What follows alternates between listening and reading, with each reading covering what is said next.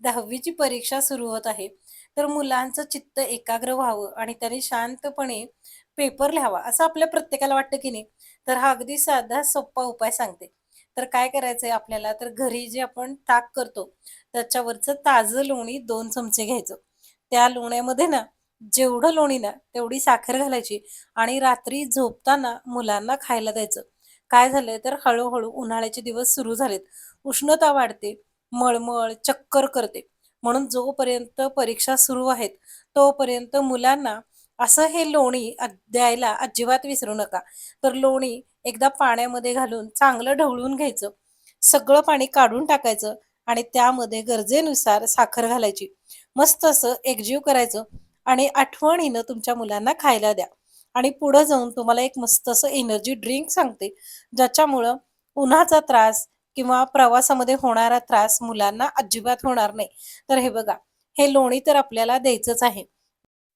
त्यासोबतच हे energy drink, ज्याच्यामध्ये मी 1 चमचा चिया सीड्स घेतलेले आहेत.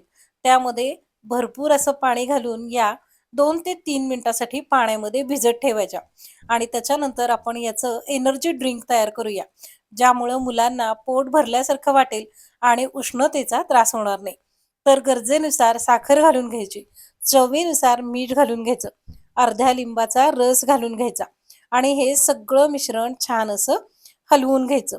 याच्यासोबतच आणखीन 2 पदार्थ जे तुमच्या मुलांचं डोकं शांत ठेवतील आणि पोट भरलेल्याचा फील देतील.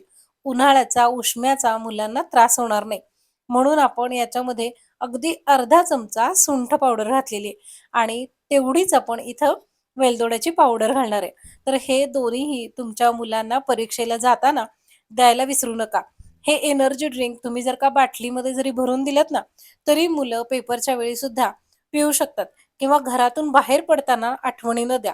मुलांना ना पोट भरल्याचा फील येईल आणि डोकं शांत राहील आणि मग पेपर अगदी सोपे जातील. यशस्वी भव. आता ह्यासोबतच तुम्हाला रोज मुलांना हा एक लाडू द्यायचा बरं का. तर पौष्टिक असा लाडू तो द्यायचा आणि एक भांडभर दूध द्यायचं. म्हणजे मग मुलांचं पोट भरलं राहील. खूप जर हेवी जेवण आपण त्यांना दिलं ना, तर मग मुलं पेपरच्या वेळी लिखाणाचा कंटाळा करतील. त्याऐवजी हे द्यायचं. आणखीन दुसरी एक गोष्ट तुम्हाला सांगते. परीक्षेसाठी घरातून बाहेर पडताना आठवणीनं मुलांच्या हातावरती दही साखर, 1 चमचाभर दही आणि साखर एकत्र करून द्यायला विसरू नका.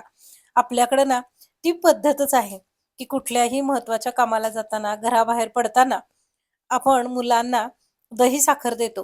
तर हे घरगुती उपाय केलेत ना, तर मुलांचं पोट अगदी भरल्यासारखं छान असं राहील. हो, आता हे जे लाडू आहेत ना, ते तुम्हाला हवे असतील, तर मला दिलेल्या नंबरवरती मेसेज करा. मी तुम्हाला घरपोच करेन. पुन्हा एकदा तुम्हाला मनापासून शुभेच्छा.